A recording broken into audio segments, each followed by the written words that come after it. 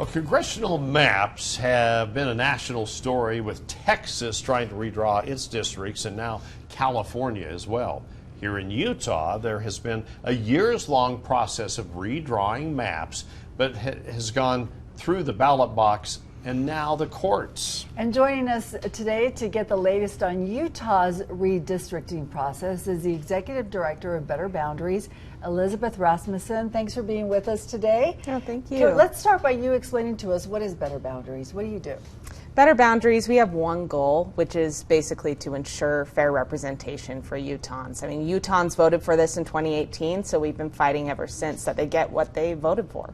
Well, who judges what is fair? Because you have Republicans and Democrats, for example, trying to get everyone else to see their way for a boundary. Yeah, and I definitely hear you there. It's hard to get fairness in a process that can be partisan. And so what we're doing is having voters choose their politicians, not the other way around. Currently, the legislature chooses how boundaries are drawn in Utah. And we want to make it so there's an independent redistricting commission that then chooses the boundaries. So there's that extra check.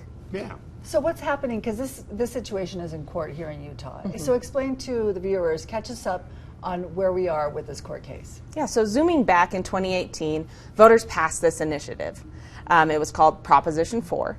And in 2020, a couple years after that, the Utah legislature then repealed that law and passed their own maps, so ignoring the independent redistricting maps.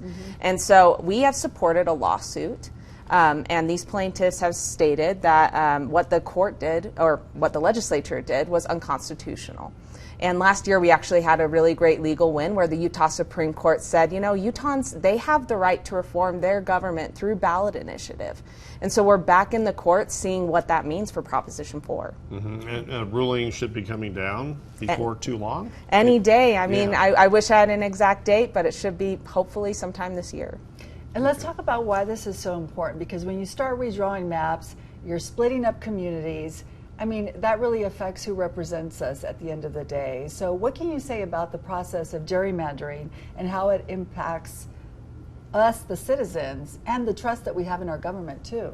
Yeah, when we gerrymander, we put certain political parties or certain groups together that we want to see represented. And so you're really not representing what the actual communities look like. Instead, you're looking at, how many Republicans can we get in this one district, or how many Democrats can we get over here to make sure a certain policy areas are heard. So it's more about what are better tactics, not what's a good policy. Okay, and redistricting has been the forefront on the national scene too. We've seen what's going on in Texas. Some Democrats lead the state, so they didn't have to vote. Governor Newsroom now, California, getting involved in all this, but that's totally partisanship. No, exactly. So, and that's what we're seeing play out even beyond that. And so overall, gerrymandering, it is about partisanship, and it just creates a bigger divide. And so here in Utah, we're just wanting to take the politics out of the map drawing process and make it so that Utahns actually feel like they have a voice. But can and will that happen? I mean, we're coming off of some great court wins so far. We're very optimistic, and once this court decision comes out, we feel pretty positive that the legislature will respect the will of the people. How do you think, ideally, how should these districts look? Should it be, based on your neighborhoods? If you vote, you're voting along with your neighbors, or because right now the maps are just so chopped up, right? People in one neighborhood are in one congressional district with somebody across the state. So ideally, what would you like to see? How should this look? And we're hearing that across the state. You visit St. George and say, why is my congressional district go all the way up to northern Utah? And so the main goal that the commission lived by was keeping communities together. And so what does that mean? Most of it was how the process played out. They had public hearings across the state to see what actual Utahns wanted to see.